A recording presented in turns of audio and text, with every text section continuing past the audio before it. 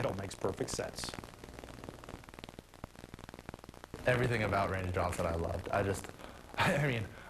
wanted to grow hair like him, but, you know, just coming from here, being a lefty who was intimidating on the mound,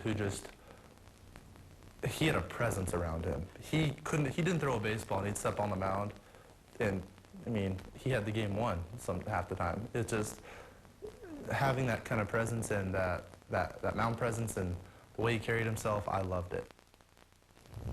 Matt Boyd certainly doesn't throw as hard. He's not as intimidating in stature, but when you're a lefty pitcher, the big unit isn't the bad guy to try to emulate, is it? You know, I can attest to that, what Randy was. I mean, I broadcast games for the Diamondbacks for 5 years before coming to Detroit, and I watched Randy Johnson win 4 consecutive Cy Young Awards. So that's watching him for 30, 35 starts per season. It was unbelievable. So I can get where Matt Boyd is when he's talking about Randy Johnson, one of the most intimidating pitchers I've ever seen. Yeah, he was flat out scared. Oh, my goodness. You didn't want to talk to him half the time.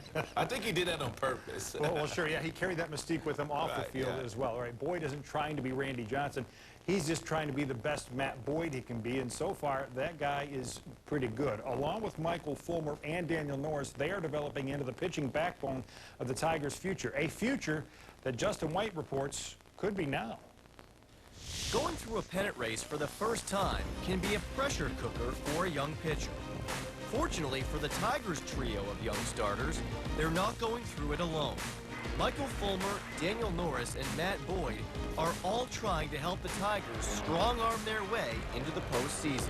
Swing and a miss, and down he goes. Anybody in here can tell you that without those guys, we wouldn't be where we're at right now. You know, those guys will be able to step in on a big market team, big organization, you know, in a pennant race, and be able to do what they've done. You know, it's truly saved the season for sure. Here's the 2-2, and he got him strike 3. You just take it a game at a time, you just live in the moment with it, and all you got is the game ahead of you. You don't have anything more than that, so you go out there, you do your job for the game at hand, and after that, you know, when it's all said and done, things will work out. A little more than a year ago, few Tiger fans had even heard of these guys. Fulmer, Norris, and Boyd all came to the organization in trade deadline deals last July.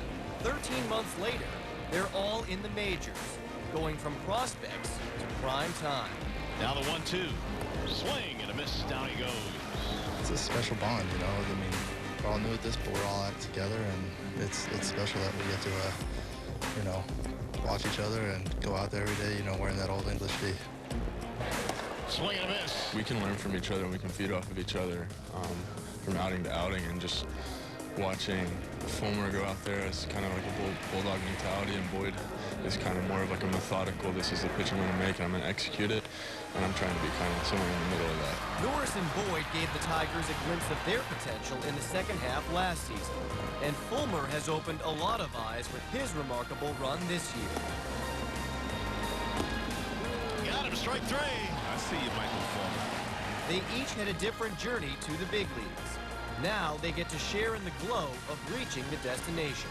It's been cool just to hear about their experiences after the trade and them asking about mine. So we all have similar stories, and we're all here right now, and hopefully we all feed off each other and try to one-up each other. So friendly competition, it's always good competition. And I think that, you know, when us three take the mound, it's always trying to one-up the next guy. So I think the way things are going with us three and you know, the positivity that we have, and we think we can do it. The Tigers think these young arms can help them get back to the playoffs. They may be short on experience, but Fulmer, Norris, and Boyd no longer feel like rookies. Pitching in a pennant race will do that. We talk about it all the time. We want to win. That's the thing. We're not at the point and early in our careers where it's, I want to get to the big leagues. You know, I want to get to there, and that's all I care about. It's about winning, and that's the exciting part. Rodden, Fulmer, Boyd, and Norris, you obviously can see the talent, but they all have the same thing in common, all cast off by teams that drafted them. Do you think they pitch with that collective chip on their shoulder? Well, I think they all really appreciate the opportunity that they all have right now pitching in a pennant race in the month of September. Neither guy has ever done that. Who would have thought that these guys would be there last year? One was in AA, the other two were in AAA. But the trades they made to get these guys, they wanted the guys that were closest to the big leagues. They got those pitchers, and now they're helping the Tigers get to where they want to get to. It's amazing. That's right. As Jared Saltalamacchia said in that piece, they wouldn't be where they are right now they would without not. those three guys. Absolutely. All right, coming up later in Tigers Live, Rod Ancimo will tell you why those three youngsters have been so cool under pressure this season. Well, last night, one of those youngsters, Daniel Norris, was so good he took home Player of the Game honors. Tonight, it could be Boyd's turn. Stay tuned to Tigers Live following the game, where we will select the Fox Sports Detroit Tigers Player of the Game, presented by McDonald's. Stop by for your breakfast favorites, now being served all day. Still to come on Tigers Live, we look back at the little things the Tigers did right to win last night's game. And for Andrew Romine, those little things tend to add up to a lot. The players have their baseball idols, and so do the broadcasters. Whether it was behind the mic or on the field, you may be surprised to find out who inspired Fox Sports Detroit's stars. And one way to make a fan for life is to get to them young. The intimate nature of this game often spans generations. Our Baseball Idols show will do the same when we continue.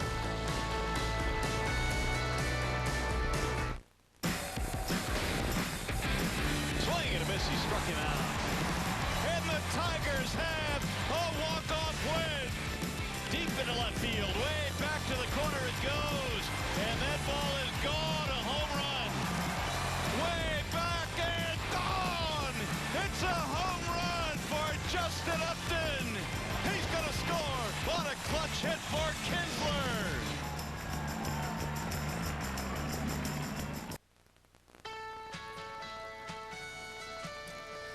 Welcome back as we take a look at the pennant chase brought to you by Wallside Windows. Everybody in or around the Tigers in the wild card hunt will be playing tonight. The Tigers a game behind the Orioles for the final wild card spot. The O's were beat up by the Red Sox last night. Toronto won to hold on to the top wild card spot. They'll take on the Rays. Dodgers beat the Yankees, and the White Sox helped out the Tigers last night by beating the Indians. The Mariners will begin the evening a game and a half back to the Tigers in the playoff standings as well. The Tigers, of course, just need to take care of their business, and they will try to do so again tonight with this lineup. Ian Kinsler leading off again following his 39th career leadoff home run, now 7th most in Major League history. Justin Upton, after straining a calf muscle last night, is off tonight. Tyler Collins starts in left, and Eric Ibar is at third. Salty gets the start behind the plate. Well, the Twins, they are crawling to the finish. They've lost 16 of their last 20, hoping to reverse their fortunes tonight with this group. Brian Dozier, once again leading off, hit his 4th homer in his last 6 games against the Tigers last night. Much more coming your way as Baseball Idols Night rolls on Fox Sports Detroit.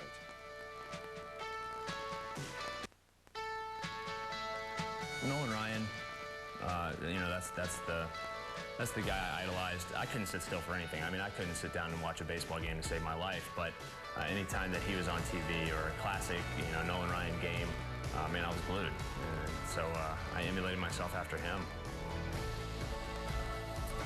Welcome back to Idols Night here on Fox Sports Detroit. No one more precise in the strike zone than Justin Verlander and Nolan Ryan. That strike zone, Fox Tracks, presented by GMC. Paul Beckett is the Director of Sales and Operations for Buick and GMC. Were you a pitcher?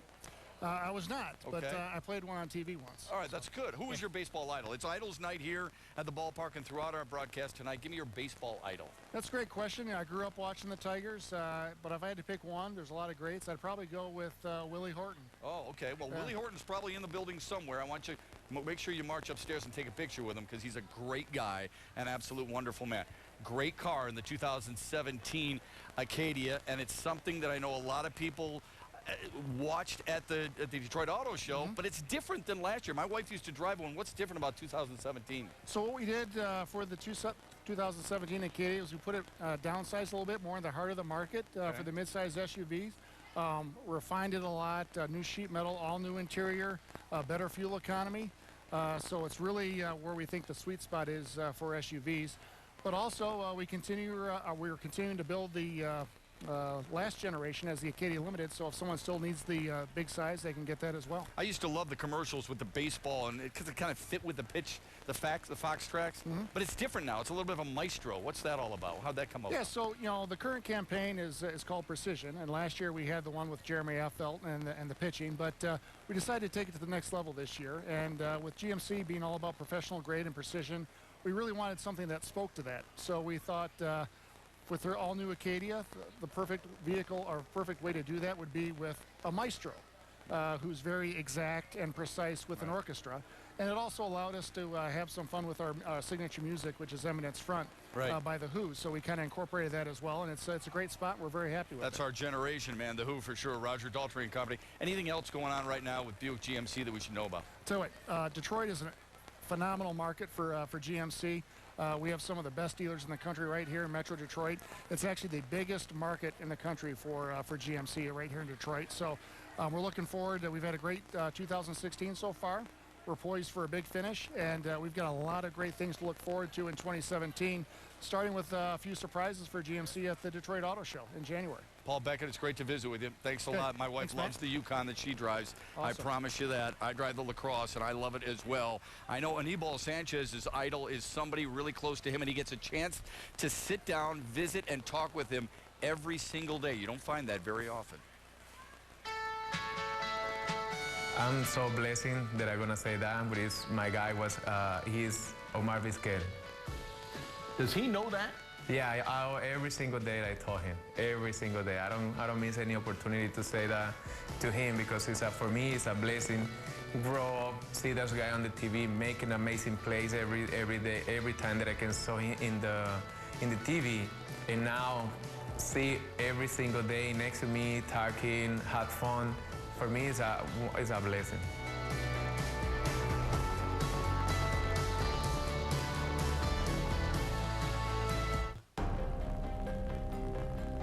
Anytime that he was on TV, I mean, I was glued. Those are the guys that I probably watched the most. He threw me a ball in the stands, and from that point on, he was my favorite player.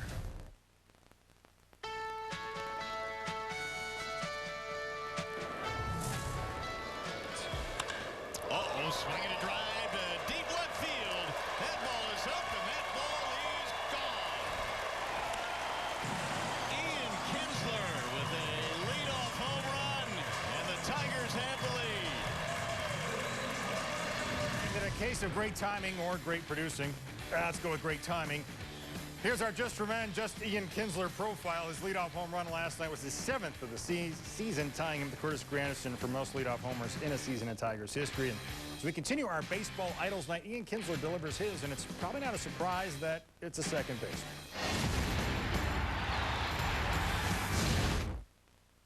The one guy who was head and shoulders above everybody was Roberto Alomar. Oh. You turn on SportsCenter every night, there seemed to be a top 10 of Roberto Alomar and Omar Vizquel in Cleveland making some kind of play. Yeah. So those two guys were special. They would do something that you know, would make you want to watch again. Right. Every night, and I think Roberto kind of changed the position in the way that it was played. He sure did. He was dynamic. And that's why he's a Hall of Famer. Yeah, he could play that position with some flair, no question about that. Tonight's Arby's Meat of the Order takes a closer look at another second baseman, Brian Dozier's recent damage against the Tigers. Right, he struck out 3 times last night, but the one time Daniel Norris made a mistake, he didn't miss. Well, we talked about him yesterday, and we talked about the fact that he's on fire right now. 39 home runs. He now has 40 home runs as a second baseman, which is incredible these days for guys of that stature to have that kind of power. But he's just a special talent, and we knew as much. Yeah, 40 home runs, 2 of them coming as a DH, but he's the first Twin to do that since Harmon Killebrew. I mean, it's just amazing, and he's on the verge of making even more history. Take a look at the most homers hit by a player who is primarily a second baseman over the last 30 years. Dozier is tied with Brian Sandberg, followed closely by Brett Boone and Jeff Kent, and that really puts this season into perspective, doesn't it, Rob? It really does. I mean, when you look at Jeff Kent, you look at Ryan Sandberg, and even Brett Boone for a couple of years there, those guys were setting the standard as far as power was concerned at the second base position, especially Jeff Kent. He hit a ton of home runs, but to watch Dozier and to see what he's been able to accomplish is just mind-boggling. I mean, he does not that big in stature, but he loves the ball inside, as we said yesterday. So it's getting to the point now for me, if you're the Tigers, you don't pitch to him today. If you're Boyd and you come up with a situation with this runner in scoring position, 40 home runs, what's more do you need? You're trying to get to the postseason. You cannot allow Dozier to stand in your way, or you've got to make those great pitches that they've been making and gets him down and away. So they can't let him play today. He's hot right now. Yeah, no doubt about it. Dozier's home run power is impressive, but so was Vladimir Guerrero's. Why do we mention Vladdy? I loved him. Well, we'll let James McCann handle this. He loved Vladdy, too? Yeah. The Gladiator. My favorite player, of all time was Vladimir Guerrero. When he was with the Expos and he was still pretty young, he threw me a ball in the stands, and from that point on, he was my favorite player. Then he played for the Angels, and that was my hometown team growing up.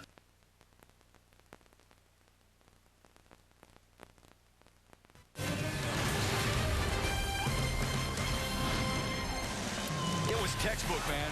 Andrew Romine slide into home plate in the 7th inning last night, tied the game at 2. I mean, this is a thing of beauty right here. Moments later, Jose Iglesias tags up on a shallow fly ball to left, and he scores head first. Folks, those two plays turned what had been a lifeless ballpark into a jubilant stadium, and were the difference in the Tigers' 4-2 win. Both runners were aided by the man on deck. Fundamental baseball at its finest. Your first thought is, I'm looking at the guy behind the catcher. Sometimes it's tough. He might be blocked by the catcher. He might not be there. He might be off to the side a little bit, so you got to try and find him.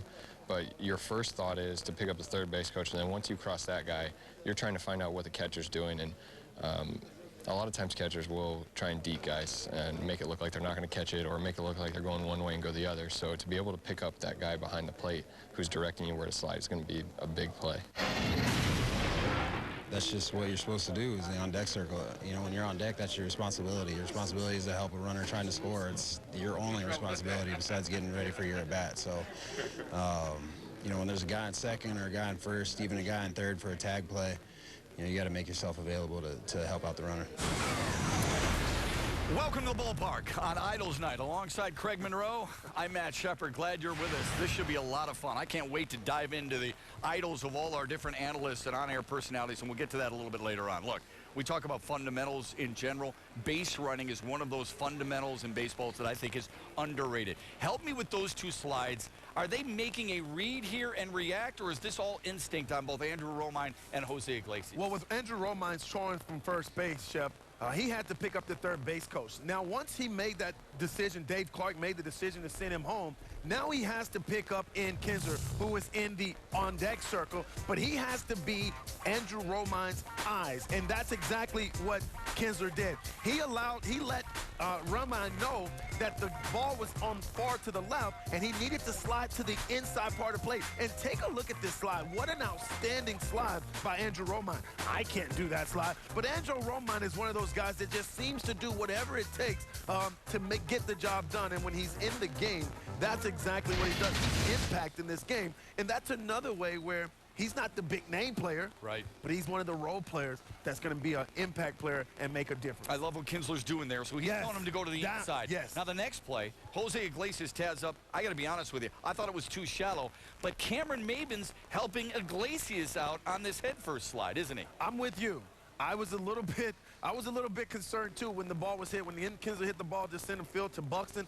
I thought there was no way that Iggy was going to be able to score on this shallow fly ball. But I love how he read the ball well. As soon as he caught the baseball, he took off head down. But look at the slide here. He eluded this tag by simply throwing his hand out and allowing the body to go away from him.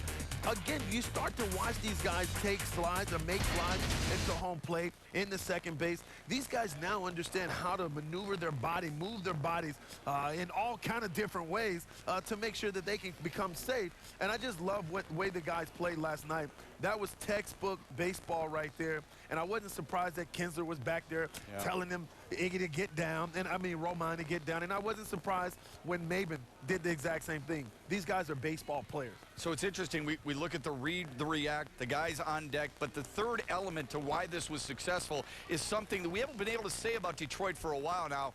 and that is speed. These two guys provide some elements that not a lot of guys possess on this baseball team. Well, speed puts pressure on the defense. It makes guys rush in the outfield. I remember being in the outfield, and the guys that are speed guys, it makes you look up sometimes, Shep. And that's one of the things that speed does, and that's something that the Tigers are going to have to do down the stretch, guys. There's not a lot of games left. They're going to have to play consistent baseball, but they're also going to have to play loose and aggressive, taking chances, trying to take the extra base, going first or third. That is something that the Tigers will have to do instead of just sitting back and saying, we'll hit a 3-run home run. Yeah. No, let's create runs and let's make things happen, and the boys are doing just that. It is Idols night. We know Jose Iglesias and Andrew Romine both had Idols. For Romine, his was very close to home. More on that a little bit later on. Miguel Cabrera's idol was a member of the Big Red Machine. You know, my uncle, he played with David Concepcion, the shortstop for Red Machine for Cincinnati Red Sox, and he talked to me about how David played back in the day. My dad talked to me like how he played, like how he smiled, like he wasn't like big player, but he do a little things in baseball. In the end of the game, he make it big. You know, he was a smart player. He was my idol growing up.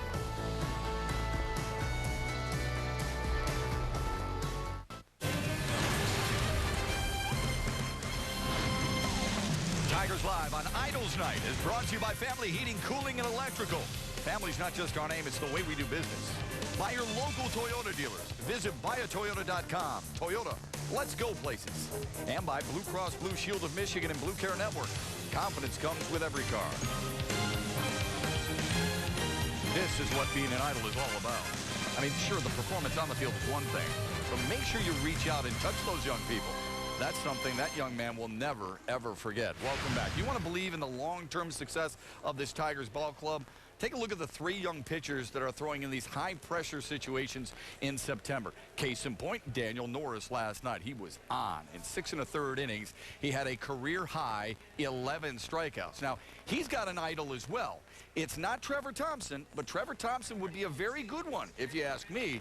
Trev, the unique thing about Daniel Norris's idol is he could actually pitch against him sometime this year or in the future, right? That would be awesome if it happened this year, Sheffy, because it would have to take place in the World Series against the LA Dodgers. And, of course, Clayton Kershaw, who is one of Daniel Norris's idols, is just 5 years older than Norris himself, 28 and 25 between these two guys. So these guys are getting younger and younger in the game and certainly have an appreciation for one another. So Clayton Kershaw, his idol on the mound, but he's also got another idol who swung a pretty good stick in the batter's box as well.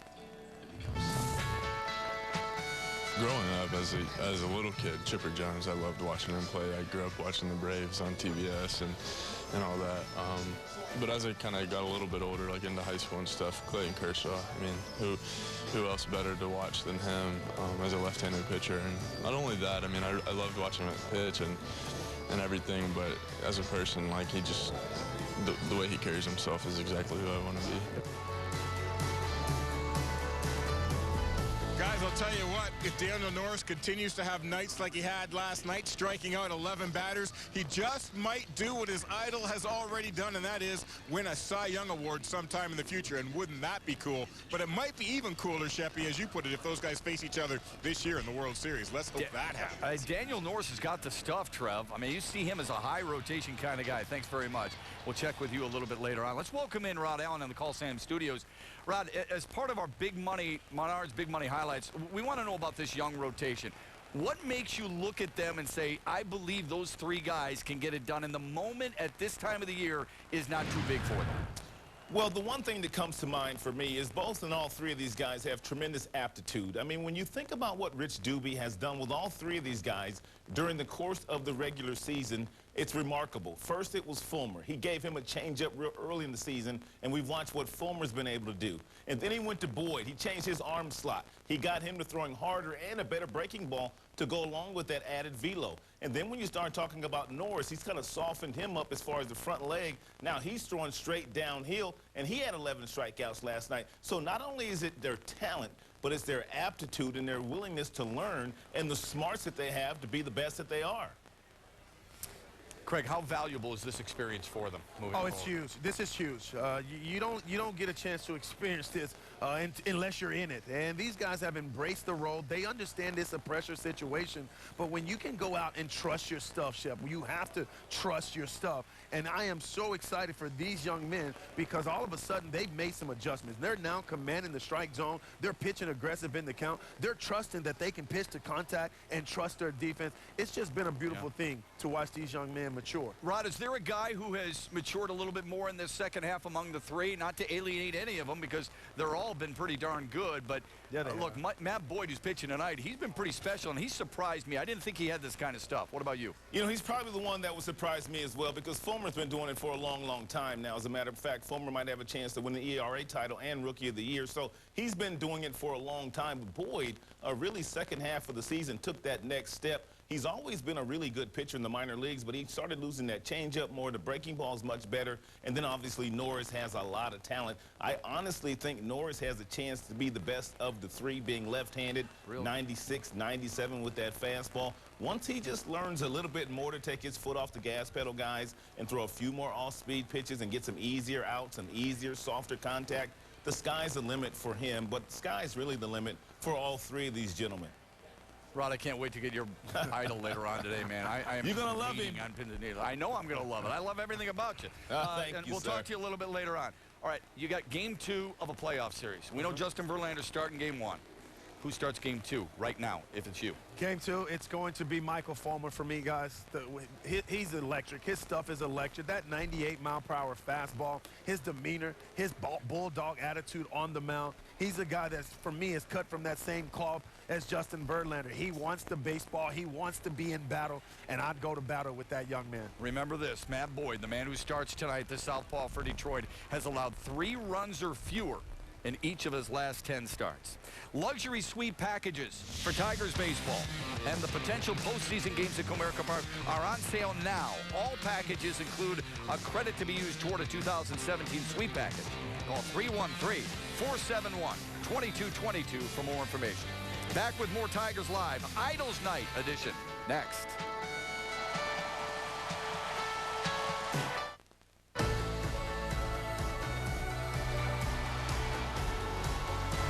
We want your baseball idols here on Fox Sports Detroit. Katie Buck tweeted us earlier, Justin Verlander is my idol. Duh, and that's a good one when you're a former MVP and Cy Young. How can you go wrong? And Chrissy Skeen said James McCann. James McCann for more reasons than just that howitzer that he showed off last night and his ability to lead a team. It's because he's just a flat-out good dude. We invite you all night long to give us your tweets for your idol. When our crew on Fox Sports Detroit all play baseball, we pretended to be somebody. We'll reveal our baseball idols when Idols Night continues after this. The first time I saw him, he looked right at me and smiled. Tossed me a ball, and that's when it happened. He went from just a guy to my guy. He became something more.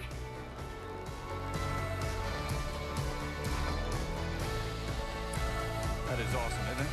Yeah. Welcome back to Idols Night. Yeah, I love that stuff, especially because a little girl is reading it. I love baseball, okay? I think a lot of people do. I think it's a generational thing. The thing I love most about it, I remember growing up watching it on TV a little bit and, of course, listening to Ernie Harwell on the radio, and then jumping in my backyard, laying out all the helmets, and playing the game that I just either watched or listened to. So I want to go around the horn a little bit and get everybody's baseball idols. First with you, my friend. Who was most influential for you as a baseball idol? It would be Ken Griffey Jr., 19 years old, guys. For the first time, I watched the outfielder go up on the wall, climb the wall, and make an outstanding grab, and then go to the batter's box and hit a home run.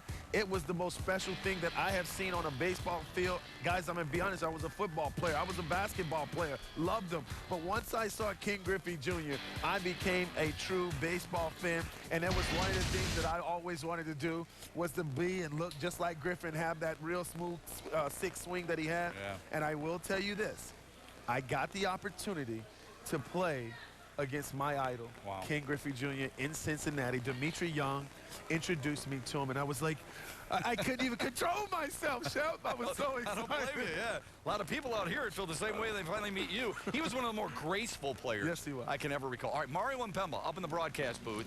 On or off the field, your biggest influence in baseball? Well, like Sewell, I had a chance to broadcast with my idol, and that would be Ernie Harwell, and really he was the guy for me, Shep. But when you talk about what Ernie meant to me, it was a lot. I got a chance to actually broadcast a game with him back on June 1st, 2003.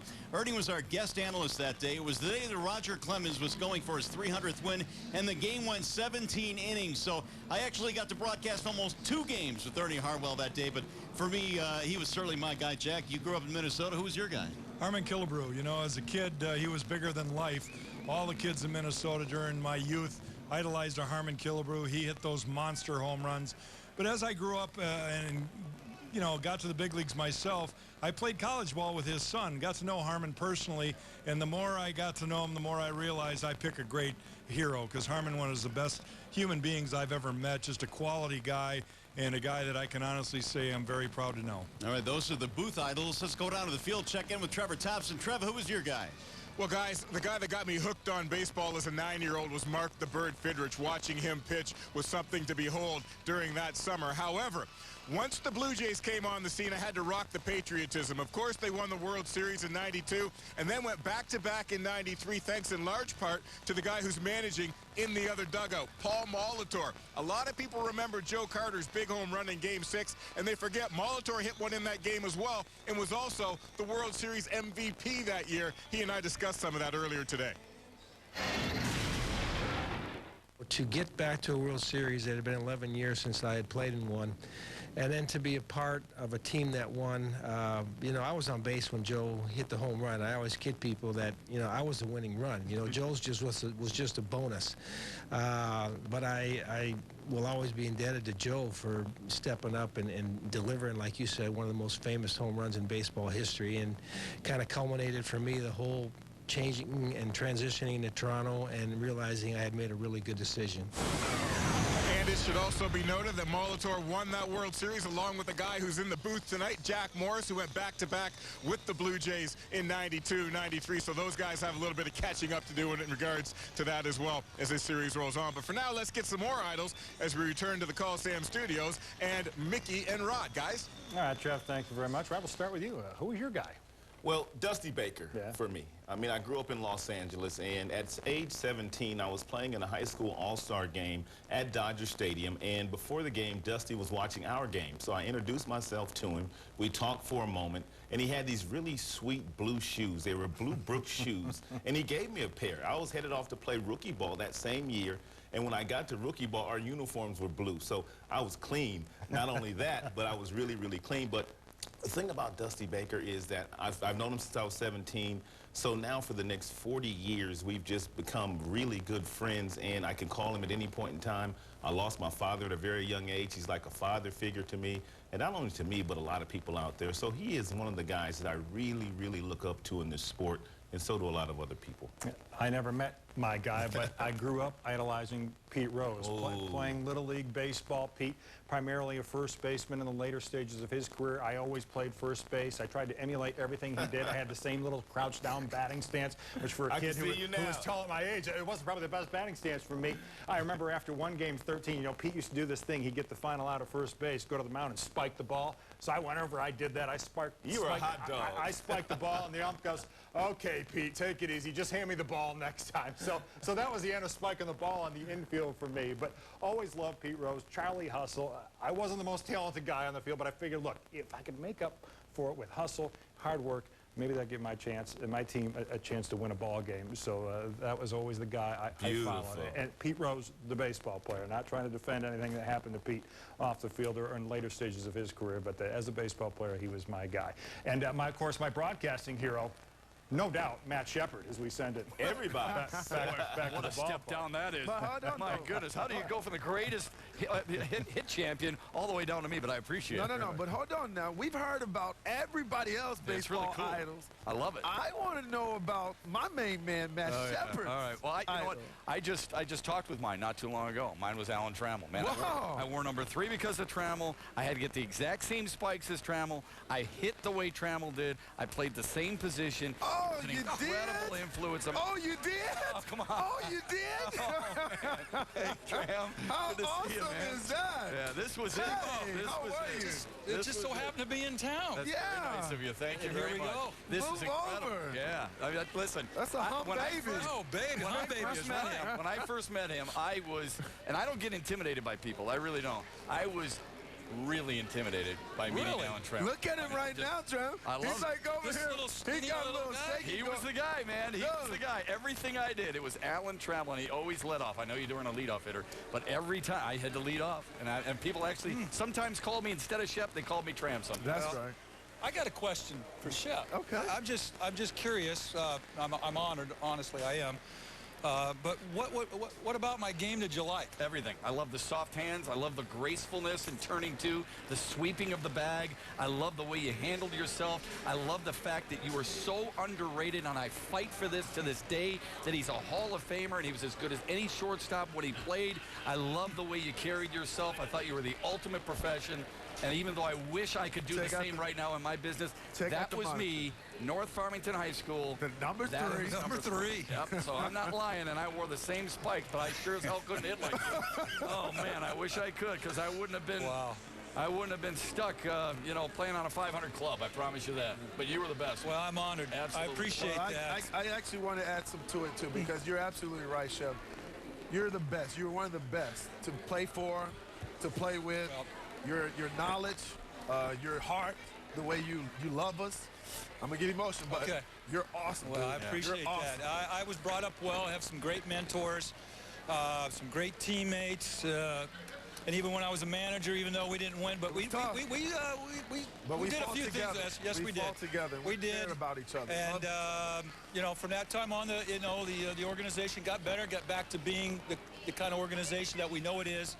And again, I'm appreciative of a lot of people and yourself and the complimentary things to the Tiger fans. My gosh, how they treated me over the years. But the reason why I asked you that, Shep, is that, you know, when people ask me who are my heroes, you know, Willie Mays and Roberto Clemente were my guys. And the reason why I asked you that, again, is that I just, for whatever reason, when I was a young man, I gravitated to, I like to be able to do a little bit of everything. Sure. And I'm not trying to compare myself to those guys, but I felt like when I played whatever sport, I wanted to be good at a little bit of everything. And that's just kind of how I tried to play the game. Man. You did it so well. And We are that's so why I asked lucky. you on that. We were so lucky to have that 1984 team. The man up in the booth right now, you, Lou Whitaker. My dad used to take me to Tiger Stadium and say, just watch him.